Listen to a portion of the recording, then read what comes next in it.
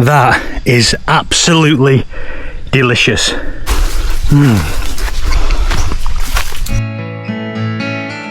Today I'm going to cook a pork and apple burger with spicy onion rings and fresh homemade coleslaw.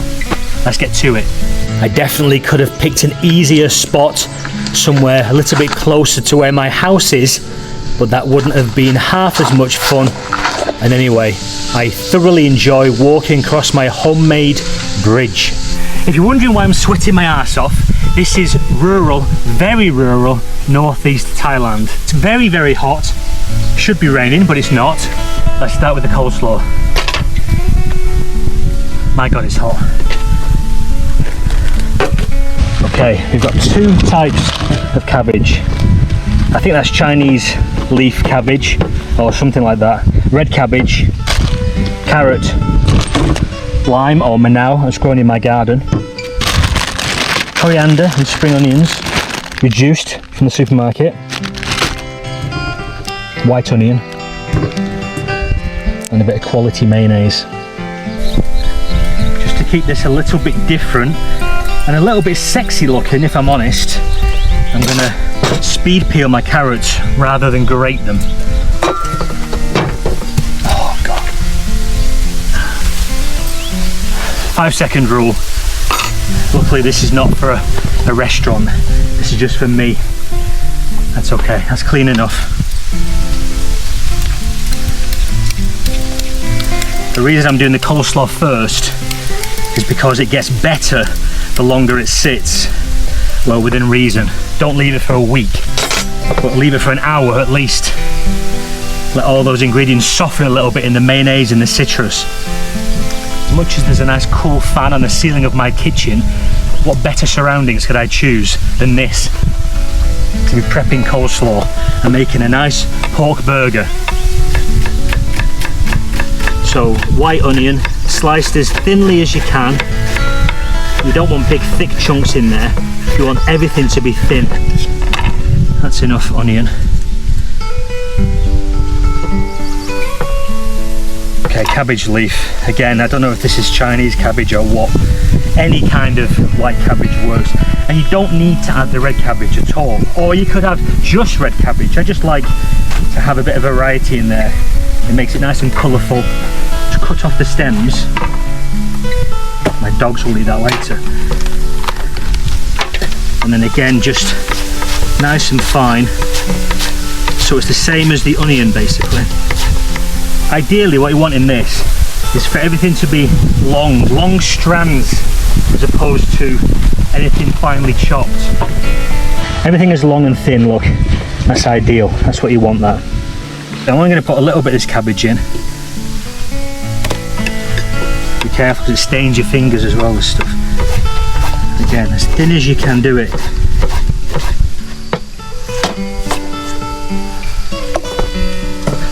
Okay, so those are the core elements within that coleslaw. You can sexy this up even more with a few additional ingredients. So I've got some coriander here and some spring onion. The only reason I bought this was because it was reduced in a local supermarket. So I thought, why not? Now look, in the ideal world, you'd wash all this, but I'm not. I'm just in my garden, next to my pond, about 300 meters walk from my house. There's no way I'm going back over there. Okay, pepper, lots of ground black pepper, lots and lots and lots of this. Literally like 20 turns of the mill. If you don't like pepper, don't put it in. You definitely need salt in there. I don't care if you say you don't like salt, it needs a lot of salt. It can take a lot of salt. There we go.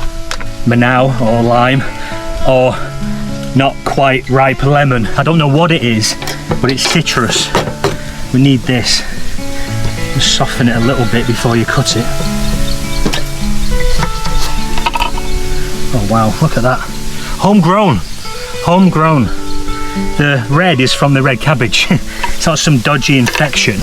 It's from a knife. Okay. Oh, that's so juicy that. I'm going to put both halves in just because I like it nice and citrusy. There we go. A bit more there. And then the last thing, a bit of mayonnaise. If you can get hold of unsweetened mayonnaise, it's difficult in Thailand, but you can find it. It's better. Personally, I don't like sweet mayonnaise in anything. Oh, I haven't brought a bloody spoon, have I? If you haven't got a spoon in your kitchen, maybe check yourself, because you should have. But if you're in the middle of nowhere like this and you haven't got a spoon, then you use your hands. Luckily behind me is a big pond, so I can rinse my hands afterwards. So there we go. That is looking perfect. Get that in the fridge ideally for at least an hour. Honestly, it'd be a lot tastier in an hour or even a couple of hours.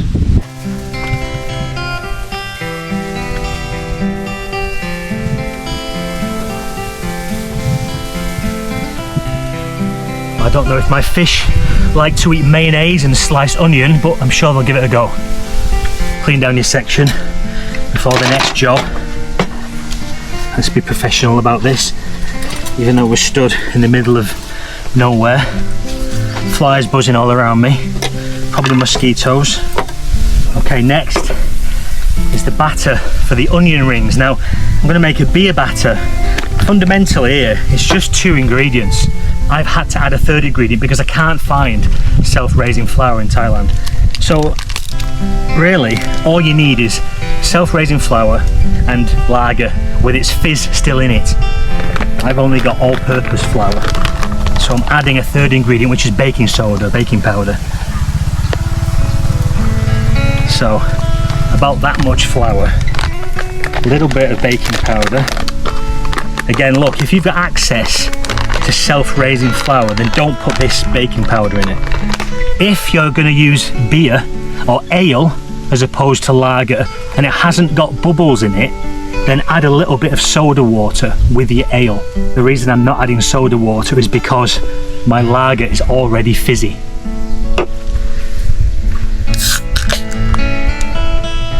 Okay, add your lager. Add it a little at a time. You can always add a bit more.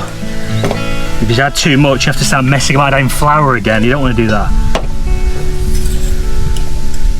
Now, when I say this is not about measurements, it's about the consistency of the batter. Basically, you don't want it so thick that you can barely dredge your onions in it, but you don't want it so thin so as it falls off the onions. A little bit more.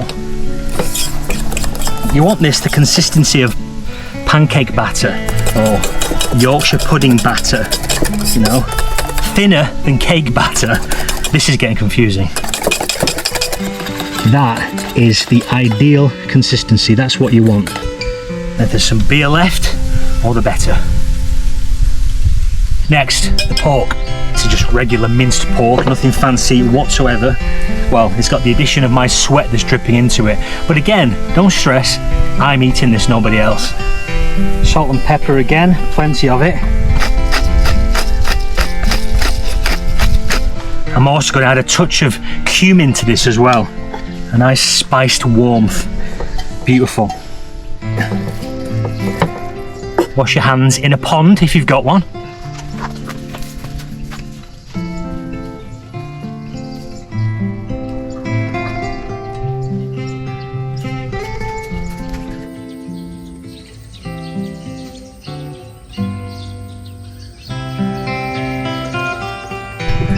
I'm adding a little bit of finely diced apple to this pork. It goes really well.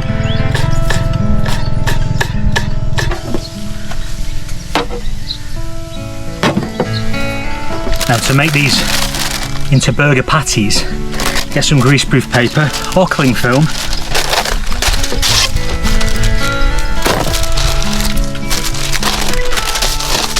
All I'm going to do is take a portion. I'll do 2 on here, fold over the paper, press it down into nice patty shapes. It just stops you getting it all over your fingers. Could use a burger mould if you've got one, but it really doesn't matter. This is all about being rustic. There we go.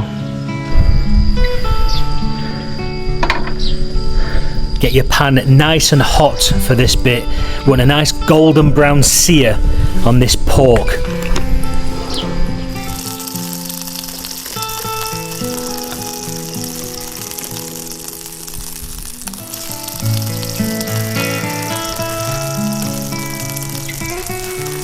You can see the chunks of apple through the patty there. The apple is going to add a real burst of freshness and a different texture to the burger as well.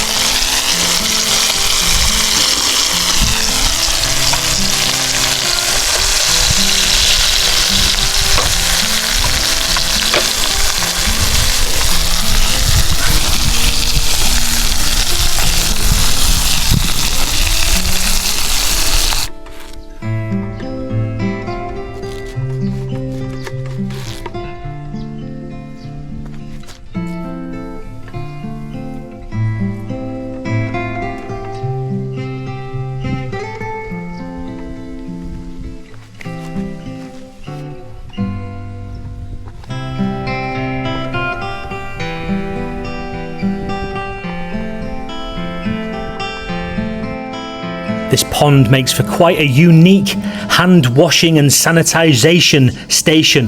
That's a mouthful, isn't it? Anyway, let's get back to this burger. That's Japanese Kewpie sriracha mayonnaise. A few slices of fresh tomato. I don't like lettuce on a burger, that's why I've left it off. I do love a few slices of pickled gherkins though. Absolutely gorgeous. And then both the burger patties. The cheese is only half cooked. The residual heat of that meat will cook that cheese through, don't worry. Bit of a cocky addition here. Steak knife through the top. I can pretend I'm serving this in a gastro pub.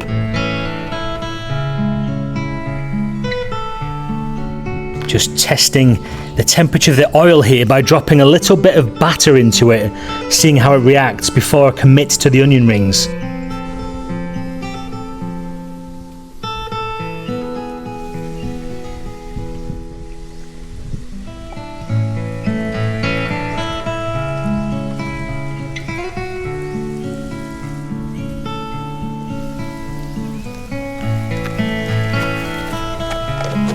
Well, these are looking absolutely delicious. Very, very, very happy with these.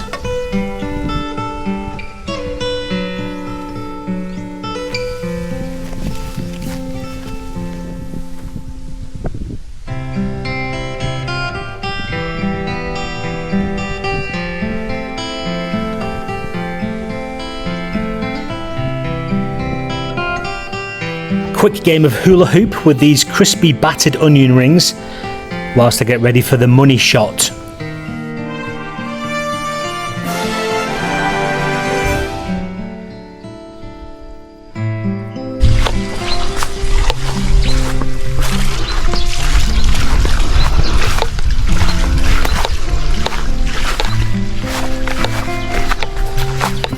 I've got 3 words to say. Oh my God, that is absolutely delicious.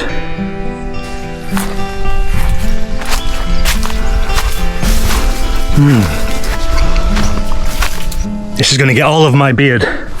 I care not.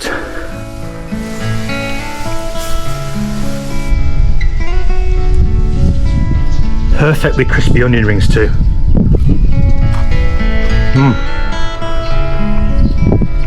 Thai chili flakes through the batter. Delicious.